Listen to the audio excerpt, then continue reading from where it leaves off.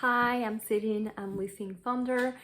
I'm super happy to welcome you today on We Talk, where we're addressing topics around wellness, sustainability, and innovation.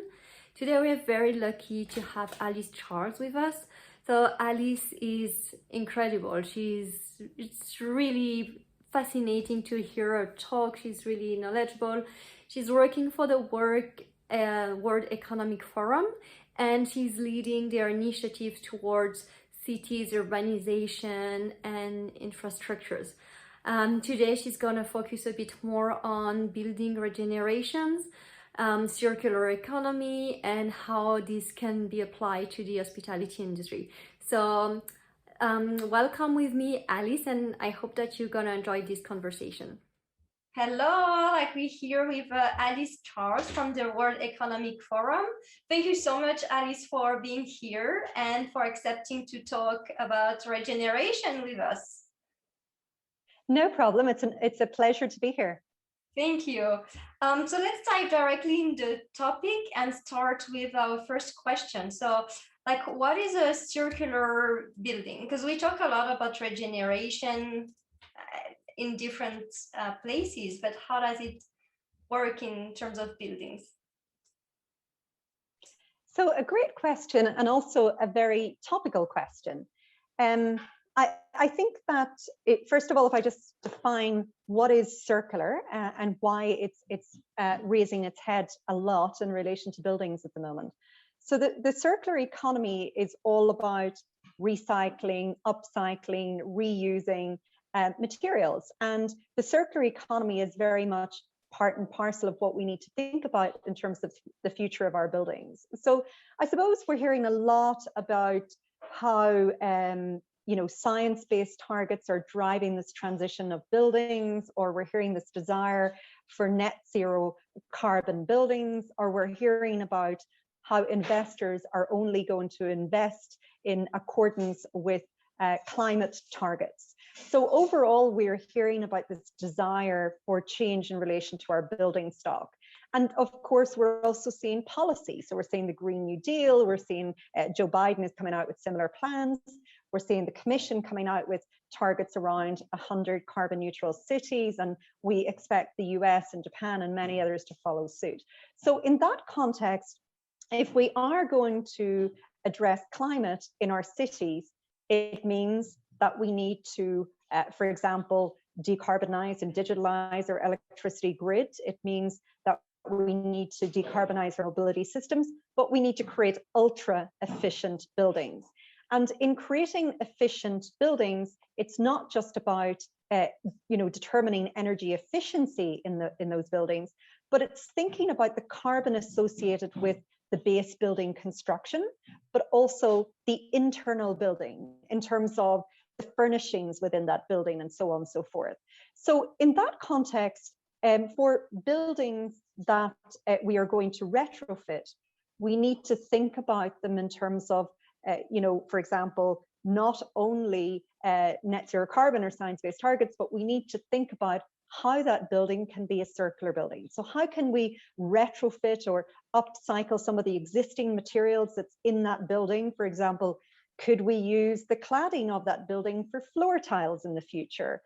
Could we reuse some of the wood that's in that building for cladding, or it could be, a building extension, etc. So it's thinking about how we can reuse some of the materials. But also in terms of new construction, it's very much thinking about how can we literally take that building and deconstruct that building and reconstruct it elsewhere? And I think that's very important thinking, for example, something like the Olympics comes around every 4 years. Could we conceivably create buildings or infrastructure that we could deconstruct and reconstruct in 4 years' time? So it's thinking about recycling, reusing materials. It's thinking about deconstructing and reconstructing buildings. So certainly what we're seeing within the real estate sector is this drive towards, standards around net zero carbon or science-based targets, but also looking for circular building certification and also well building certification. So, that's all about materials and a layout that's good for our physical and mental health.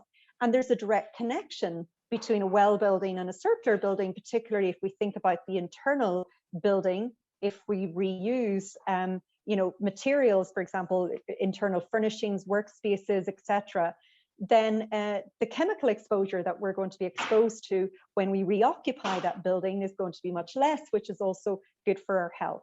So circular buildings, it's all about reusing, upcycling, recycling both the building and the materials within the building. I really like this approach because a lot of time we kind of oppose like what is good for the environment and what is good for us as human beings, and they don't have to be opposed. Like being like what is good for us, like we were mentioning, like the chemical aspect, or like if we talk about the air quality or water quality, this is good for humans, but it's also good for the environment. So they are not necessarily conflicting interests, and it's not either or. We can find solutions that are good for both. Absolutely, it's good for people and it's good for planet. Yeah, how does it work in an urban environment? Because it's more difficult, like you have old building, historic buildings. So how is this retrofitting like possible in like in an urban environment? I think it's a really good question, and you've got to sort of break it down into different types of buildings. And I recently heard a statistic that if New York State, for example, is going to reach its climate goals by 2050, then they need to retrofit 500 buildings per day for the next 38 years. So, and New York is no different to any other built city. I'm talking about the city and the state in New York. It's no different. There's a huge amount of work that our cities need to do if we're going to meet our climate goals. But I think let's break it down into different types of buildings that we have within our built environment. So first of all, we have commercial real estate. And there's various types of commercial real estate, whether it's offices or, for example, or is it retail? There's different types of asset classes within that. And then we have civic buildings, so buildings that the city or government own, that could be libraries or civic offices, so a variety of civic buildings. And then we have social housing within our city. And finally, we have a plethora of residential stock, which is often in private ownership, or it's privately rented. So there's different solutions that need to be brought to bear according to the different sort of types of buildings that we have within our cities. I think, first of all, in relation to commercial real estate, it's about having the right policies in place at the city level to drive the retrofit of those buildings. So we know that from the investment environment, that the investment environment is saying, and they broadly control commercial real estate assets. They're saying, okay, we're only going to invest in accordance with climate targets. So we know that the money flow, if you like, is good in terms of thinking about retrofit.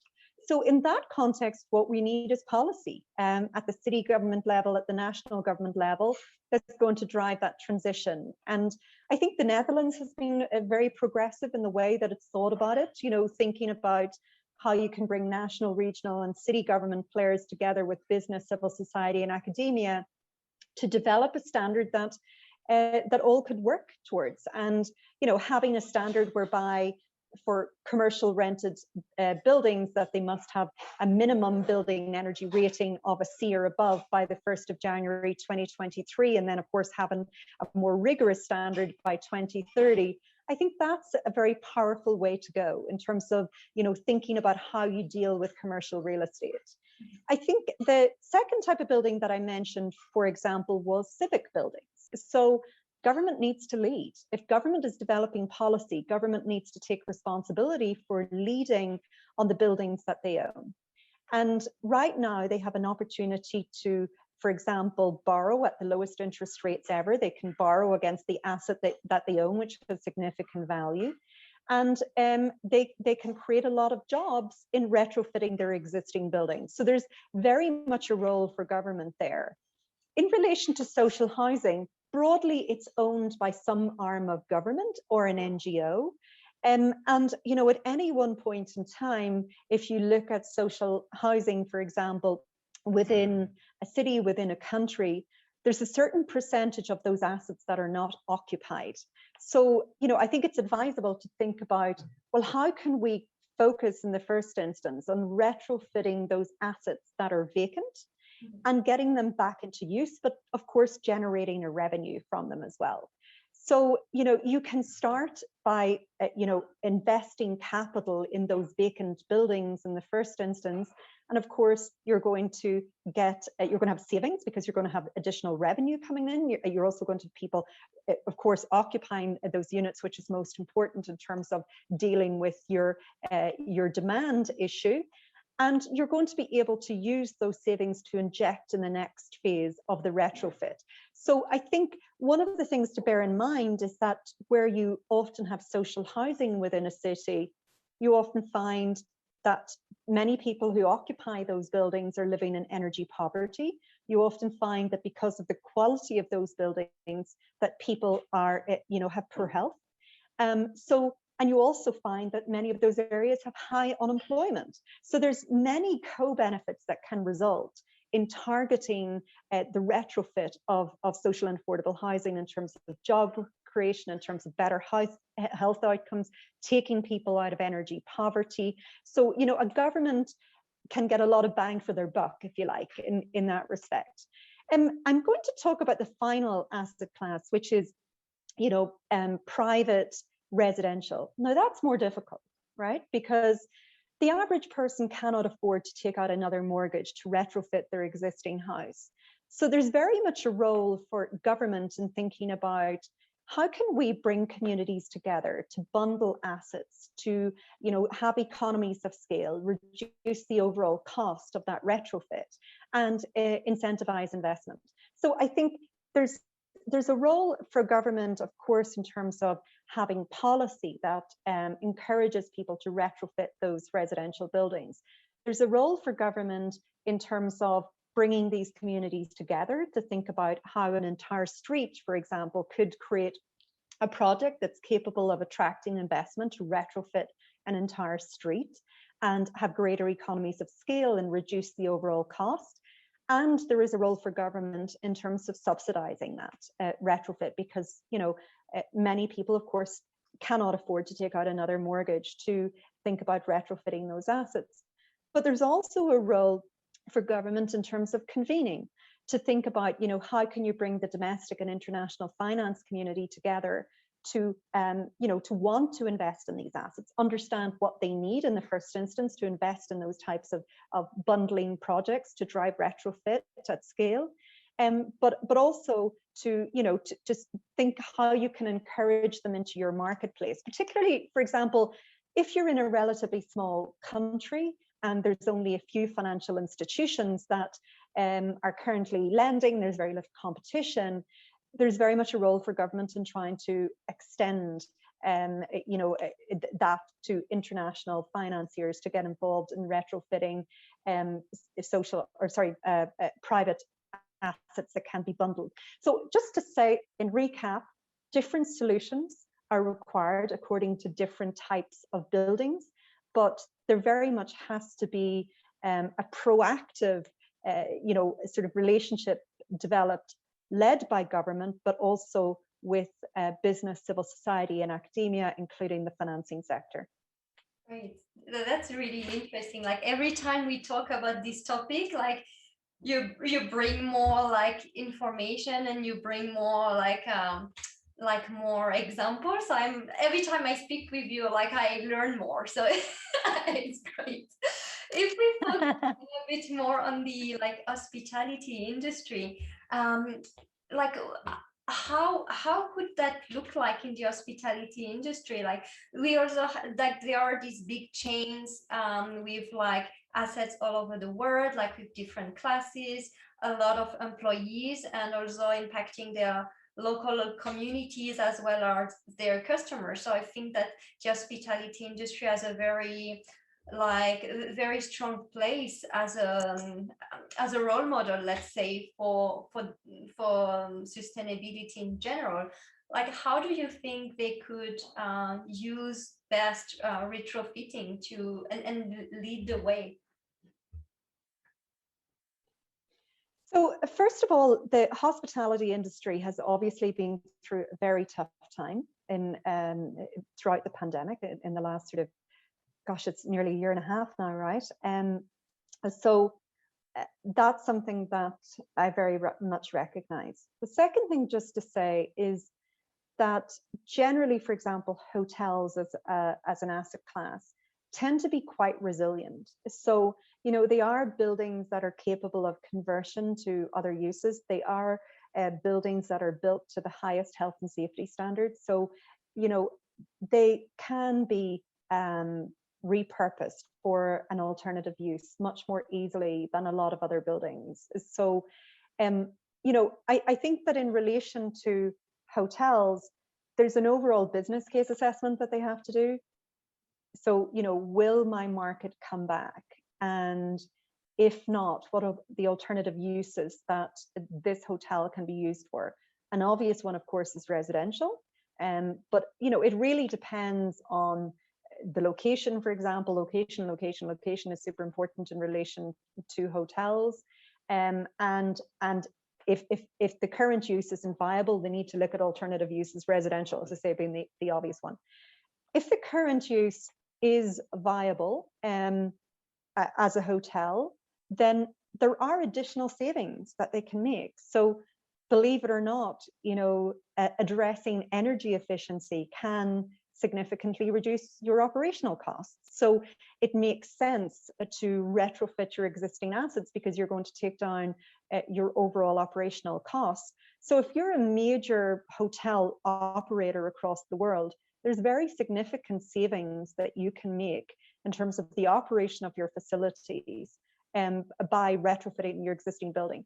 There is an initial upfront capital cost, but you will make very significant operational savings, which, if you think about the life cycle cost associated with doing nothing, it doesn't make sense to do nothing. It makes sense to act now, and you're able to have operational savings and for the next sort of 20, 50 years, depending on the sort of timeline of that building. So, and of course, if you're a major operator, your ability to attract finance to retrofit your hotel is certainly much easier than a smaller operator. But even a smaller operator, again, if you are able to borrow against the asset and get, generally it would be domestic finance, again, you're going to make operational savings by retrofitting your asset. So I think that thinking about the sort of net zero carbon agenda, thinking about the climate agenda, retrofitting your portfolio makes sense. But I also think that, people who are occupying your building are very much thinking about the health factor as well. So you need to think about the design and layout of your building from a well point of view. So how can that building maximize people's physical and mental well-being whilst they're, spending time in that building? And that means thinking differently about the design and layout of your building. It means thinking differently about your lighting strategy, for example. It means thinking differently about your air conditioning system. People want to understand what is the quality of the air that I'm breathing within that building. And that's, certainly came more to the fore since the pandemic. So, but in a good retrofit strategy, you can address all of that, right? So I think that very much from a hotelier's point of view, you need to be thinking of addressing climate, but also addressing health in retrofitting your hospitality assets. Yeah, and we're going back to what we're saying earlier about like matching like environmental solution and health to like people's health solution. And I like the idea of the life cycle approach, and seeing a building not just for like an investor use like before the exit, or but really seeing a building for his like his overall life, and using this approach to build buildings that last longer and have um, like a long and look at their long-term impact and not only their short-term impact.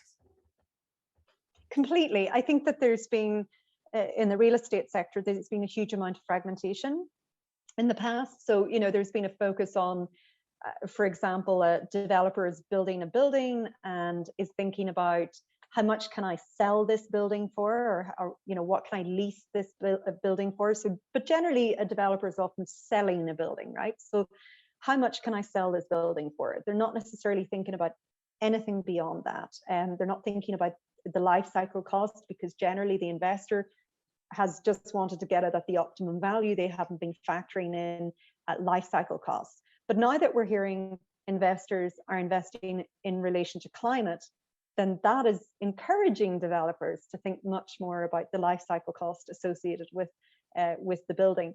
But also, I guess it's making them think the investors want to attract tenants. So you want to demonstrate to potential tenants who could occupy that building of the health benefits associated with it, how it's meeting the environmental agenda, how it's resulting in greater productivity for a workforce, for example, or somebody who might stay in that building.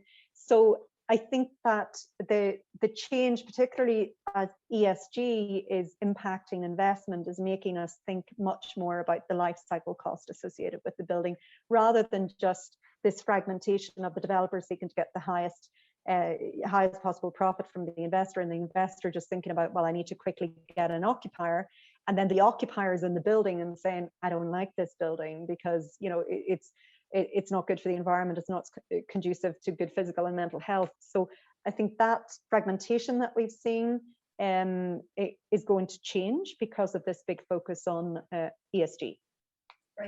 Great. And then last question. So we talked a lot before about sustainability, and that was the buzzword.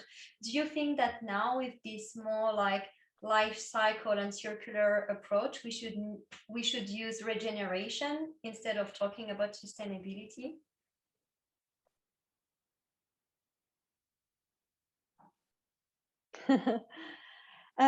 Very good question. I think sustainability is a word that's often thrown around and nobody really knows what it means. And equally, resilience can be a bit like that. And I suppose we have to make sure that ESG doesn't become that as well.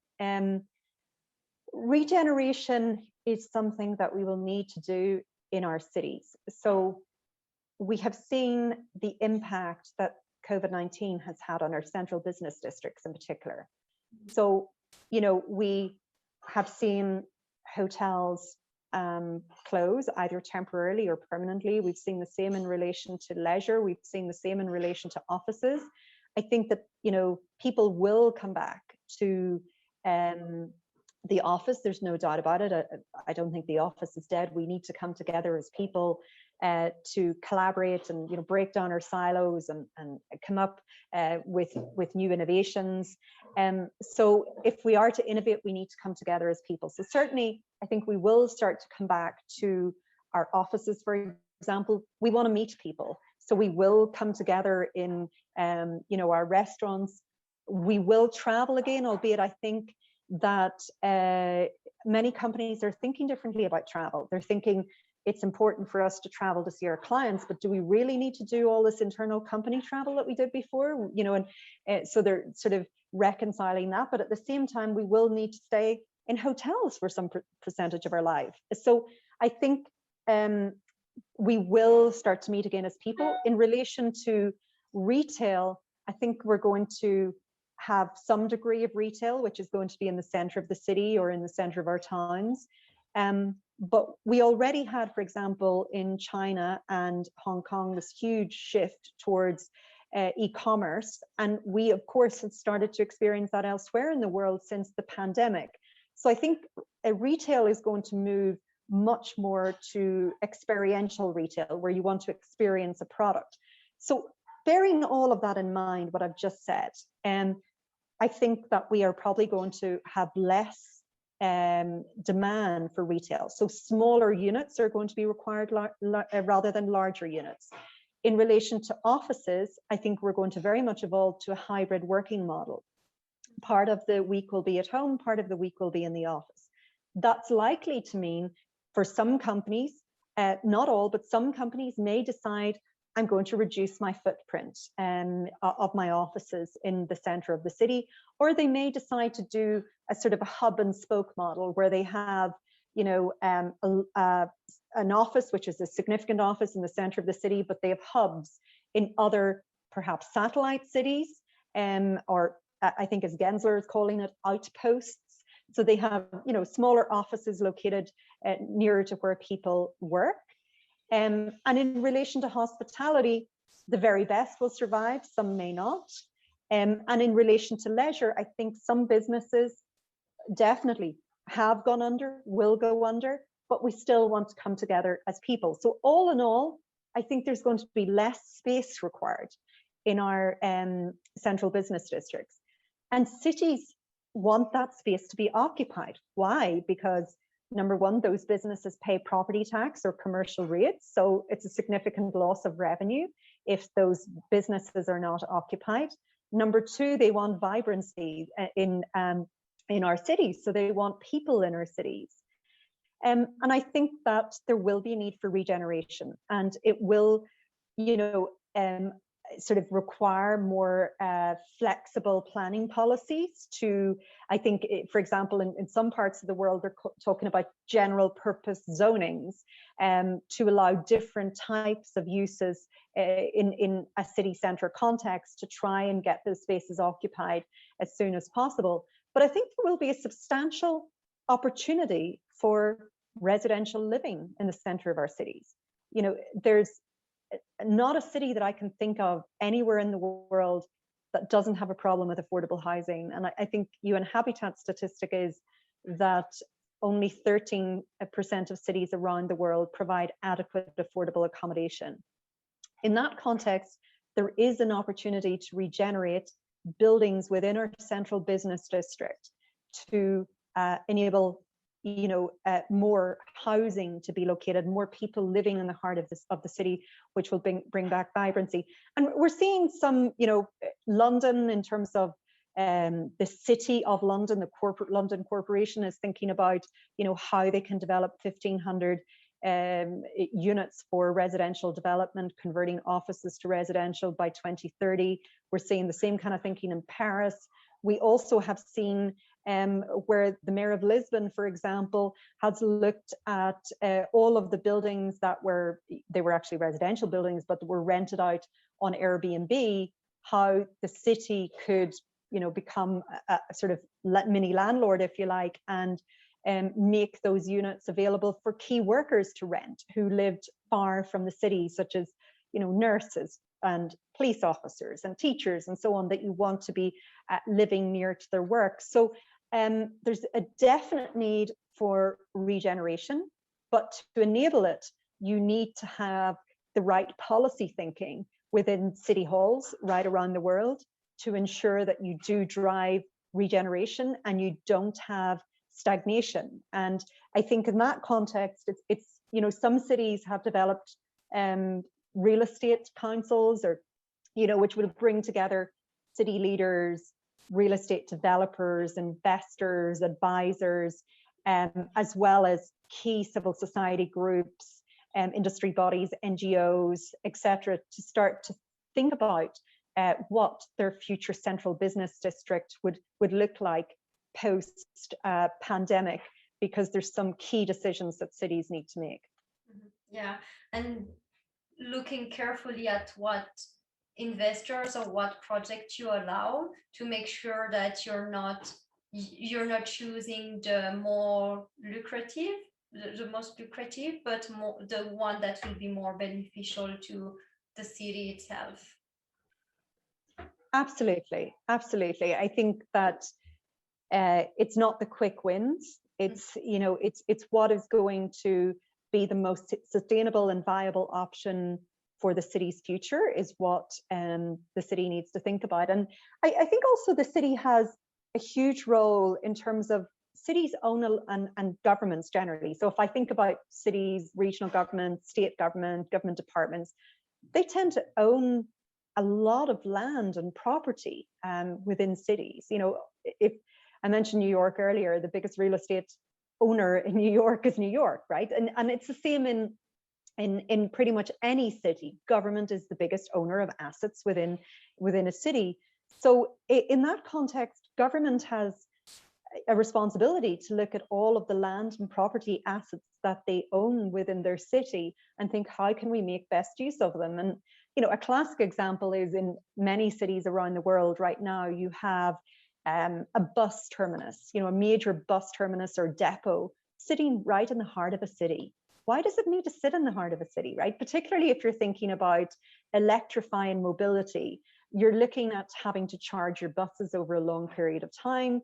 So you ideally want them on the periphery of the city where they have access to the best electricity grid infrastructure, and that, you know, you can that they can charge over a long period of time and get them out of the city center. And of course, a city needs to think about, I can use that asset for a better and more sustainable use. So there's a role for cities and governments to look at their own assets to, first of all, you know, bring further supply in relation to the affordable housing issue, but also to ensure that we're making the best use of space and we have more vibrancy in our cities. Yeah. Well, thank you so much, Alice. Like, it's a challenging time, but as well, like, it's a very like exciting time, I would say, because there's so much that can be done and so many changes that needs to happen. So it's very like exciting to and interesting to see like what's gonna happen and how like everybody's gonna adapt to the new situation, the new lifestyle actually of the people, and um, all the sustainability, the human health condition that we need to address. So yeah, I'm very curious to see like how things are going to evolve in like 10, 20 and more years.